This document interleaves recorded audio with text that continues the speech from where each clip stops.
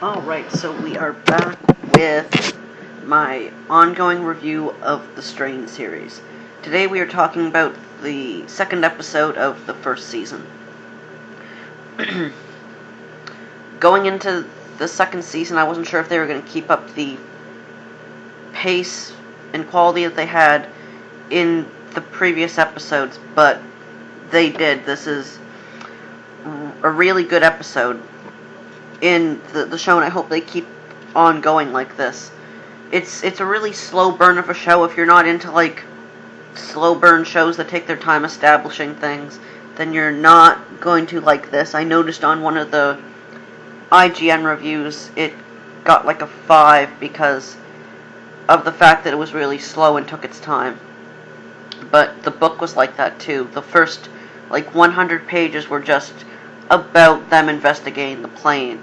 So the plot is kind of not on full throttle, but more or less pushing ahead faster than it did in the book. The only difference plot-wise that I've really seen so far is the way the Russian exterminator, Vet, is introduced. I think his name's like Vasily or something like that, but everyone calls him Vet, and that's the name I give him in the books. But in the books he's introduced because he's investigating some kind of pest disturbance, and it turns out all the rats are leaving the sewers.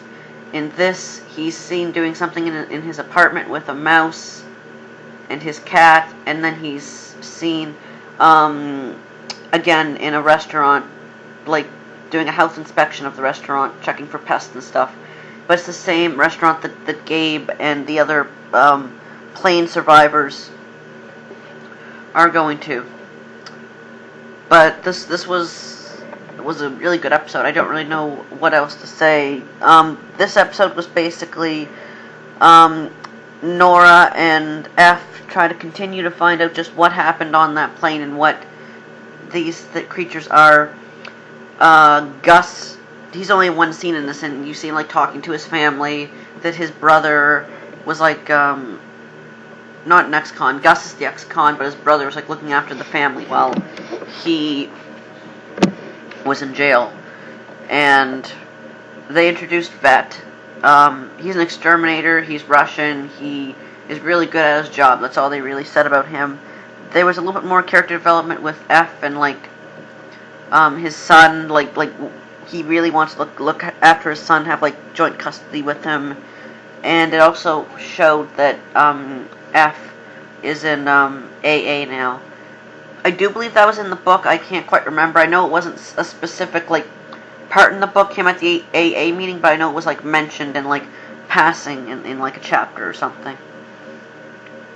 But yeah, this was a cool episode. Like not a lot cinematic wise happened. They showed the Master again, but they made him look way cooler than he was before. He was really cartoony in the first episode, but in this one he was really like fearsome. You actually heard him speak for the first time too, and the way his voice sounded, it sounded like this type of creature you should not be able to know what it sounds like. It's like so old, like so beyond time, that it almost doesn't know how to speak properly anymore. And the downside of the monsters was, yeah, they do have fucking big ass fucking tentacle suckers coming out of their mouth or neck or wherever it comes from. Because the last episode was the little girl that died on the plane, her killing her father, because the way it spreads is that they come back to life and they go see their family or their loved ones, and then they infect them, and so on. But yeah, it was good. I don't really have any complaints about this episode, aside from that Abraham should have done like something in it. I think he had like one scene, and it was basically just him in the jail cell. Like the guy asked him like, "Oh, who's representing you?" And he's like, "No one. I represent myself," or something like that. His part in the book, I don't think really picks up until like the second night that this is happening, or the first night that this happens. Because I remember in the book he like shows F what these things are, and he shows him how to like hunt them properly. But it was good.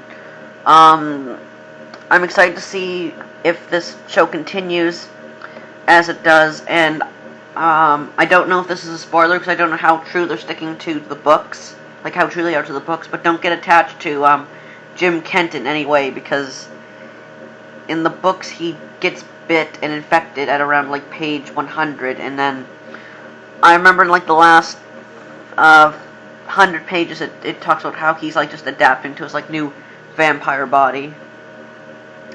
So maybe they'll keep him in, because I would really like to see that character be kept in all honesty. Like, I kind of enjoy the character. Like, if his character arc was like redeeming himself for getting involved in helping the Stoneheart group or whatever, that would be really cool. But also, for those of you who complain that you don't like the fact that people are helping vampires and the big cover-up, how they don't believe them, it was like that in the book. It kind of annoyed me the first time too, but like, as you find out later on, vampires are well known. It's just that this is the one rogue vampire that wants to like fuck everything up, like screw up the status quo. But eventually everything's uncovered, and the guy in charge of Stoneheart eventually does get what's coming to him. So I will check out the next episode and review the next episode when it comes out. Or what I might do is leave a few episodes and then do like 3 or 4 of them in like one single video, because this is a really short video. But see you guys next time.